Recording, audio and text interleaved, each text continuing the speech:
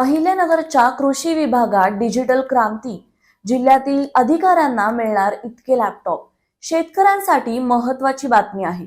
कृषी विभागाच्या कार्यालयात कागदपत्रांसाठी वारंवार फेऱ्या मारण्याची वेळ आता कमी होण्याची शक्यता आहे. कारण अहिल्यानगर जिल्ह्यातील कृषी विभागाच्या अधिकारी आणि कर्मचाऱ्यांना तब्बल 735 लॅपटॉप देण्यात आले आहेत. यामध्ये 49 मंडळ कृषी अधिकारी, 98 उपकृषी अधिकारी आणि 588 सहाय्यक कृषी अधिकाऱ्यांचा समावेश आहे. या लॅपटॉपमुळे महाडीबीटी, ई पीक पाहणी, ॲग्रोस्टॉक फार्मर आयडी, पीएम किसान, पीक विमा, कृषी यांत्रिकीकरण, फळबाग योजना, पोखरा, डिजिटल शेती शाळा आणि पीक कापणी प्रयोगाची कामे अधिक वेगाने ऑनलाईन करता येणार आहेत. विशेष म्हणजे शेतकऱ्यांच्या माहिती क्षेत्रातूनच अपडेट करता येईल.